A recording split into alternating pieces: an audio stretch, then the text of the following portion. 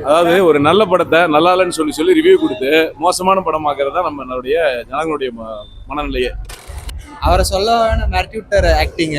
உண்மையிலேயே ஒரு மாபெரும் வெற்றி படம் தான் நாங்கள் சொல்லுவோம். படம் பார்க்குறவங்க எல்லாரும் எப்படி வேணாலும் பார்த்துக்கலாம். பார்க்குற கண்ணோட்டத்தில் படத்தை பார்த்தா அதனுடைய வெற்றியை தெரியும். ஆனால் பிரமாதமாக நடிச்சிருக்காங்க. துல்கர் சல்மான் நடிச்சிருக்காரு, ஹீரோயினும் நல்லா நடிச்சிருக்காங்க. படத்தை பார்த்து நாலு சண்டை இருக்குது, நாலு காமெடி இருக்குது, இதை மட்டுமே மக்கள் பார்க்கக்கூடாதுங்க. எப்படி நடிச்சிருக்காங்க, எதுக்காக நடிச்சிருக்கான்னு பார்க்கணும்.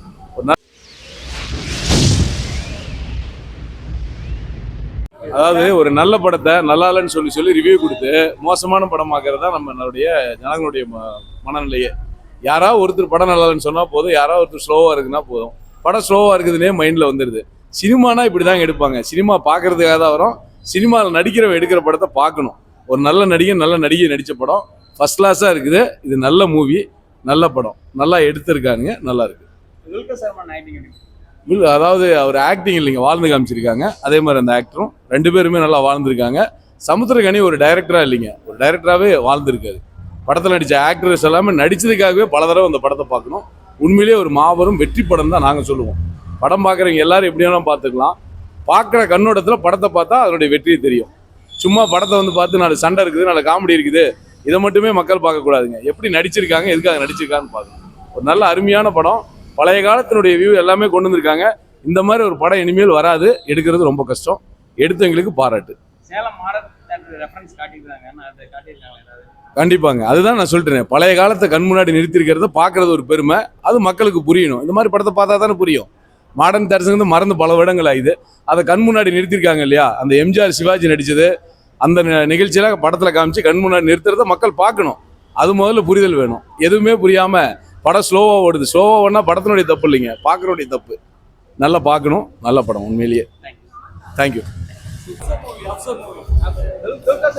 Super perform, outstanding perform in Tamil film industry. Yeah. பார்க்கலாம். நல்லா இருக்கு.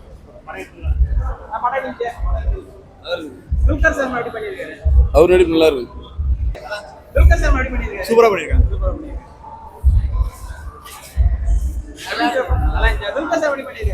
ஆக்டிங் சூப்பராக இருக்கு. அவர் அந்த சிரிக்கிற சீன்லாம் நல்லா இருந்தது. அவரை சொல்ல மிரட்டி விட்டார் ஆக்டிங்க. ஸ்டோரி ஆக்டிங் தான். ஸ்டோரி ஆக்டிங் தான். சூப்பரா இருக்கு. சூப்பரா பண்ணிருக்காரு. நல்லா இருக்கு. நல்லா இருக்கு.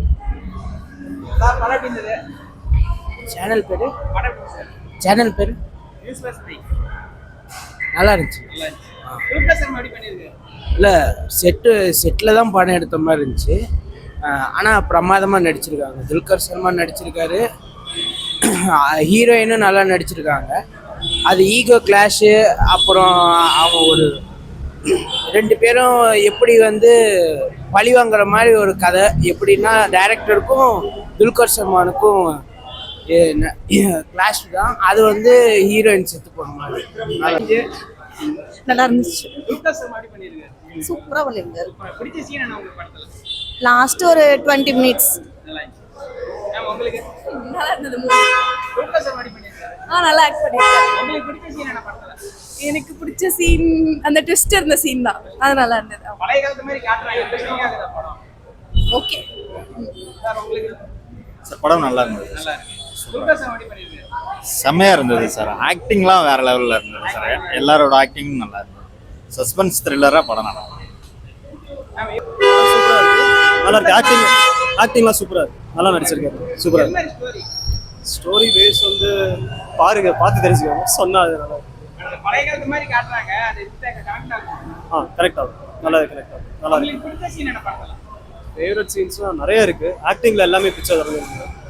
நல்லா இருக்கு. படம் பார்க்கணும், பார்த்து தெரிஞ்சுக்கோங்க.